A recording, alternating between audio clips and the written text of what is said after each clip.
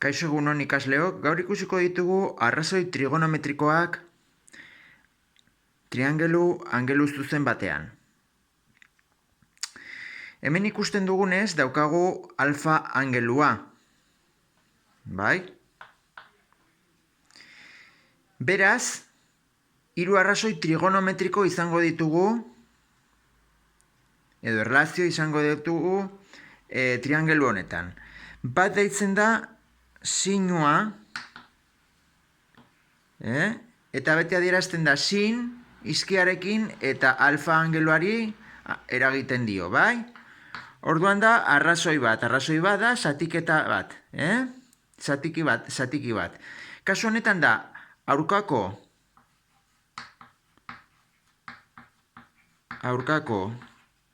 katetoa, zati hipotenusa. Bai? Adibide honetan, hipotenusa izango litzateke hau, adibidez jartzen badegu imaginatu 10, bai? 10 zentimetro, eta adibidez aurkako katetoa izango litzateke hemendik begiratuta zein da aurkako katetoa, hau ala hau, ba aurkakoa, angeluaren aurkan dagoena. Imaginatu daukala 6 zentimetro, bai?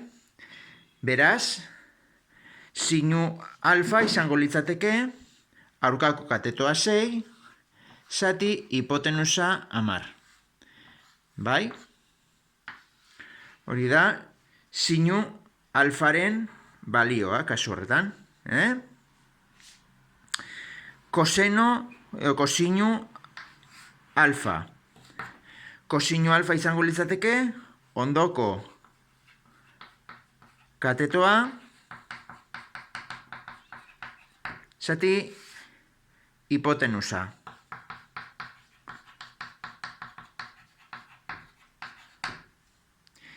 Ondoko katetoa, kasu honetan, imaginatu ez daukagula kalkulatuta, deitzen diogu isa, bai? Nola kalkulatzen da hau? Adibidez, Pitagorasen teoremarekin, hipotenusa berbi, berdin, kateto berbi, gehi kateto berbi. Bai? Kasu honetan, hipotenusa da 10, kateto bada 6, eta bestea da bilatu behar deguna. Bai? Beraz, hemendik askatuta, egun berdin 36 gehi isa berbi, egun ken 36, berdin isa berbi, 74 berdin isa berbi, erroa, 74, isa berdin 8 zentimetro. Bai? Beraz, ordezkatuko ditugu datuak, ondoko katetoa izango da 8 zentimetro, zati hipotenusa 10. Bai? Konturatzen bazarete, sinua eta kosinua beti egon behar dira, hau izango litzateke 0,6 eta hau 0,8. Beti egon behar dira bat eta minus bat artean balioak. Izan behar du minus bat eta bat tarteetan. Kasu honetan, neurrekin ari garenez, beti egongo da 0 eta bat artean, positiboak direlako. Baina, jakin ezazua kalkulagaian beti daude minus bat eta bat artean balio hauek. Eta bukatzeko daukagu beste arrazoi trigonometriko bat, bai? Deitzen dela tangentea, tangente alfa. Tangente alfa izango litzateke aurkako katetoa,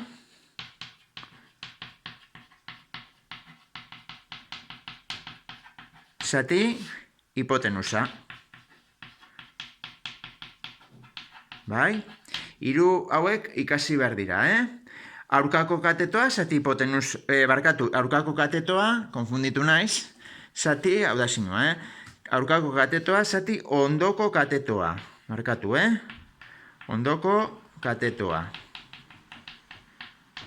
Kasu honetan aurkako katetoa da 6, eta ondoko katetoa da 8. Bale? 6 zati 8. Hau da, izango litzateke 0,75.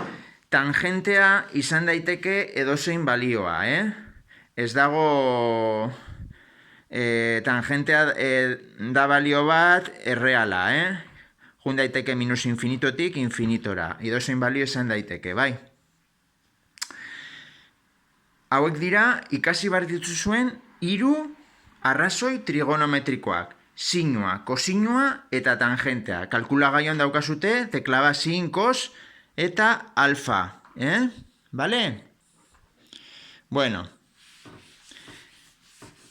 Eta ikasi behar dezut ere bai, zein da 3 erlazio arrazoi trigonometriko hauen artean. Hau da, jakin behar dezute beti sinu berbi alfa gehi kosinu berbi alfa dela bat. Bai? Beste erlazio bat betetzen dena da tangente alfa dela sinu alfa zati kosinu alfa. Bai? Bi hauek dira garrantzitsuenak. Gero badago beste bat adibidez dela bat zati kosinu berbi alfa dela bat gehi tangente berbi alfa. Hala ere, hau askoz ere gutxiago erabiltzen da. Bi hauekin kalkulatzen da dena, bai? Adibidez, nik ematen badizuet koseno alfa dela 0,6 eta ateratzea sinu alfa, egin behar dezutena bakarrik da, ordezkatu lehenengo, bai, eskatzen dizutet, sinu alfa zen baden, bai? Orduan egin behar dezutena da, lehenengo formulan ordezkatu. Sinu berbi alfa gehi 0,6 berbi izango da bat. Sinu berbi alfa gehi 0,36 izango da bat. Sinu berbi alfa, hau bestaldera, bat ken 0,36, eta sinu alfa, erro, pues, hau ematen du 0,34, bale? 0,34 barkatu. Orduan, sinu alfa izango litzateke 0,8, bai? Kasu honetan, ari gara, triangelu angelu zuzen batekin, bale? Orduan, sinua beti egingo da, 0 eta bat artean, bai? Ematen badizute alrebez sinuaren balioa, baita. Erabili behar dezutu formula hau, Beti, ematen badako sinua edo sinua, ateratzeko beste arrazoi trigonometrikoa, beti erabili behar dezute lehenengo formula. Aldiz, ematen badizuete tangentea, imaginatu tangentea dela, pues imaginatu lau. Edo, lau, bai?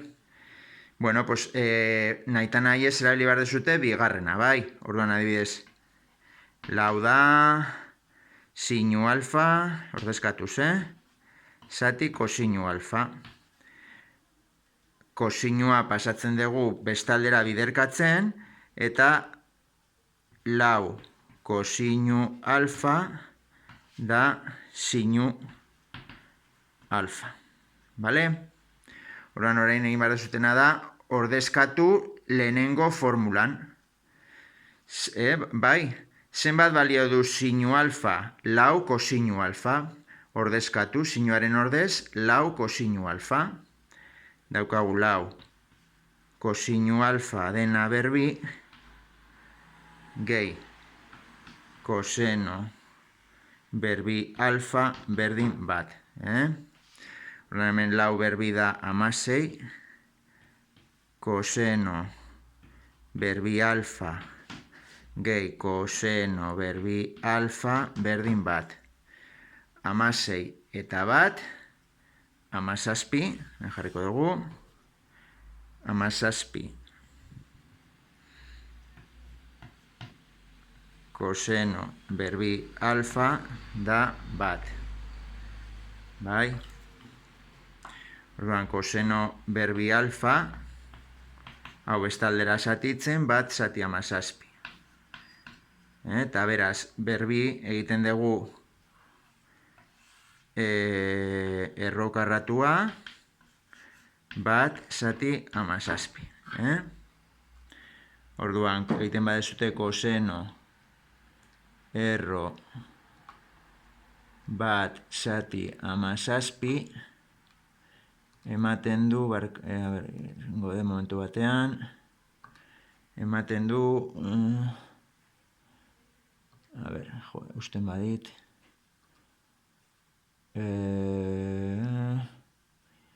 ematen du 0,89, bale?